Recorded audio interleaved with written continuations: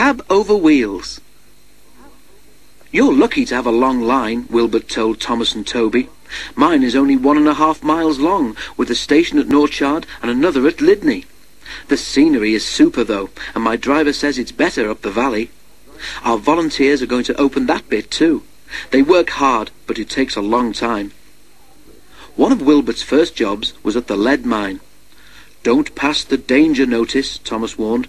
"I fell down a mine once." Wilbert smiled.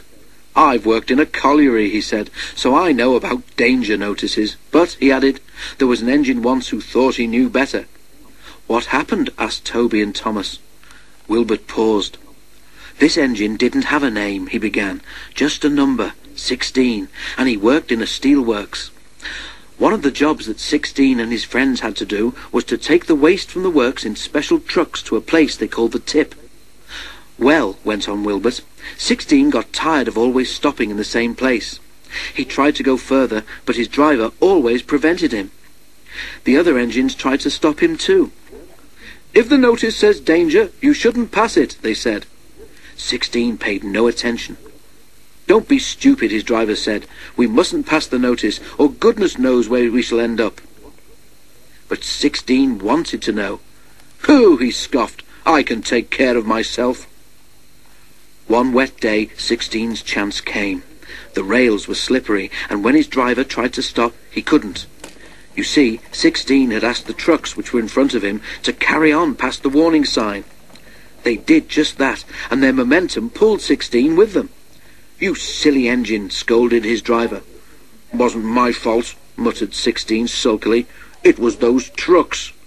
"You've always wanted to pass that board," said the driver crossly. "I believe you asked them to drag us on purpose." A foreman ran towards them. "What are you doing there, driver?" he shouted. "It's not safe."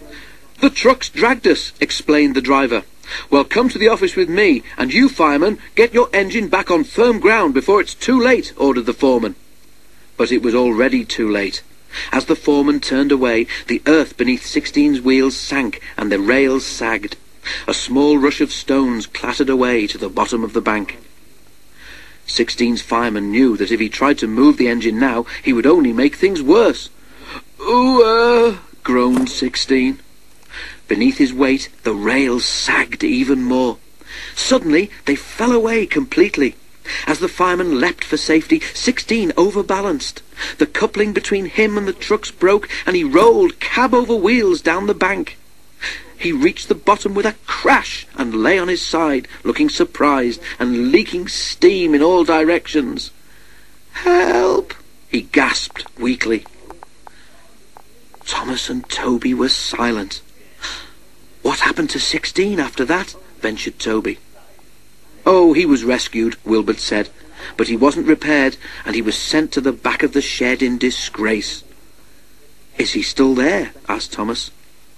"He got better than he deserved," smiled Wilbert. "Some preservation people came and bought him, and now he lives in the Midlands. But I think he's lucky to have been given a second chance." Thomas and